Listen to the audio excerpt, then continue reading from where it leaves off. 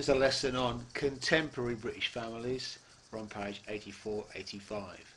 So we're going to find out what might be happening now, according to sociologists, understand the cause and effects of these changes.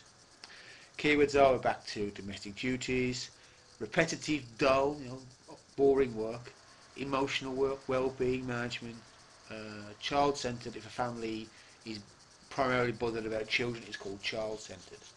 Right? So, in a couple of lessons ago, we talked about the symmetrical family theory. How some sociologists think men and women becoming more equal in the domestic division of labour, meaning men and women are sharing the housework and the childcare. Now, feminists disagree. In particular,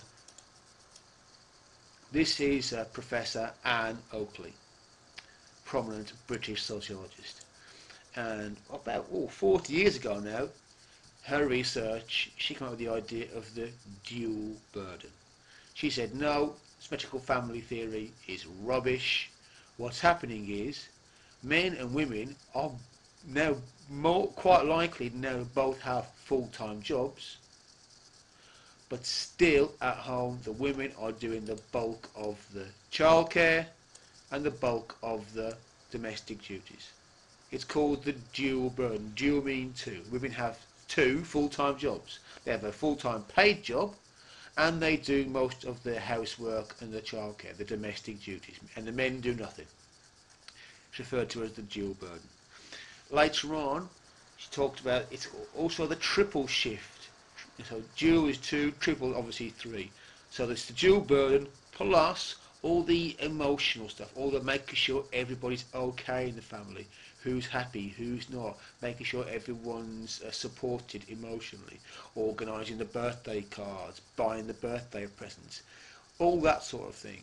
That it takes energy, so it's the triple shift. So Anne Oakley and other feminists are saying within families women have a triple shift, a full-time job, housework, childcare, and all the emotional well-being stuff. And yet, on point 3, they don't have control of the major decision making. So in terms of decisions, which birthday card to get, where to go on holiday, maybe women decide that. Where we're going to live, moving house because we've changed job. All the big decisions in life still seem to be dominated by the men in the family. So you put these three things together, and feminists like Anne Oakley say that the modern family is still very male-dominated, still very patriarchal, they'd say. Yeah? We'll go into a lot more detail in class. Moving on now. Other sociologists have looked at parenting, and they noticed an odd conflict. People want a better work-life balance. If you ask, especially men, they'll say they would quite like to spend more time playing with their children. They say they want to, and yet the research shows they're actually spending less time with their kids than they used to often. This could be a class thing, with middle-class men having to work harder. We're not quite sure, but there's certainly an issue here where people would like, they say they'd like to spend more time with their children, yet the research shows they're spending less time with their children. There's also an idea what's going on with the point of families. Yeah. Families are certainly becoming more child-centred, but around that, kids are far more restricted and looked after than they used to be. They have restrictions placed on them. It's no longer normal for children of 10 years of age to leave the house in the morning to some holidays and go out and play all day, and the parents not know where they are. That was quite normal 30, 40 years ago, certainly when I was a child. But these days, no, we have placed far more restrictions on children. And yet, at the same time, kids have far more rights. It is now technically illegal to hit your kids, and the kids are much more aware of their rights. So the point of families is shifting. They're becoming much more child-centred. Though again, we're never quite certain whether this is a class thing, how much your social class affects this. So just because something's true of the middle class, is it true of the working class? Don't know.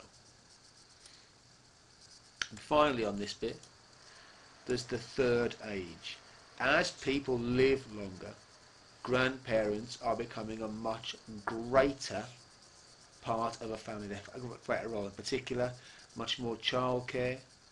So you have the third age refers to older people who are living longer and being active whilst they live longer. Again, some of this could be a class thing. So you notice, for example, where we're at school now, New Addington, a working class area. Uh, there's people tend to be grandparents quite young, grandparents in their 40s as opposed to being in their 60s. So this idea may well be quite old hat in New Addington. The grandparents playing an active part of a family. Maybe in your families, it may be quite normal anyway.